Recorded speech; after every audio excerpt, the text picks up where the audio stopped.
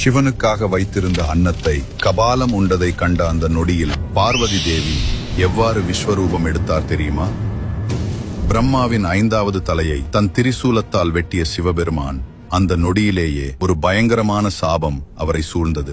அந்த துண்டிக்கப்பட்ட சிரசு கபாலமாக மாறி அவரது கையோடு ஒட்டிக்கொண்டது. எவ்வளவு முயன்றாலும் அது நீங்கவில்லை. பிரம்மஹத்தி தோஷம் அவரை நிழல் போல துரத்தியது. சிவபெருமான் பிச்சாடனராக உலகம் முழுவதும் அலைந்தார். ஆனா அந்த கபாலம் பசியோடு இருந்த பேய் மாதிரி எப்போதும் அவரை விடவில்லை. தன் கணவரின் இந்த அகோர நிலையை கண்டு மனம் வருந்திய பார்வதி தேவி ஒரு முடிவுக்கு வந்தார். மகாவிஷ்ணுவின் அறிவுரைப்படி அவர் சிவபெருமானை இருள் சூழ்ந்த மயானத்திற்கு அழைத்துச் சென்றார். அங்கு பார்வதி தேவி தனது கையால் சூடான அன்னத்தை சமைத்தார்.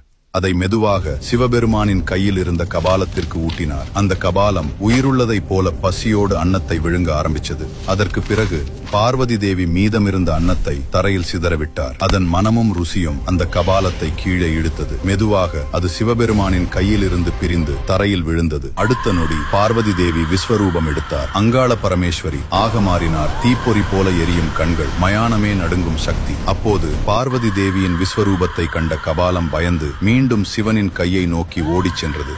தன் கணவரின் இந்த அகோர நிலைக்கு காரணமாக இருந்த கபாலத்தை ஓடி வந்து தன் காலால் மிதித்தாள். தரையோடு நசுக்கினாள். அந்த நொடியிலேயே சாபம் முடிந்தது. சிவபெருமான் பிரம்மஹத்தி தோஷத்திலிருந்து விடுபட்டார். இன்றும் அந்த இடம் மேல்மலையனூர். அங்கு இருக்கும் அங்காள பரமேஸ்வரி இன்னும் பக்தர்களை காக்கிறாள்.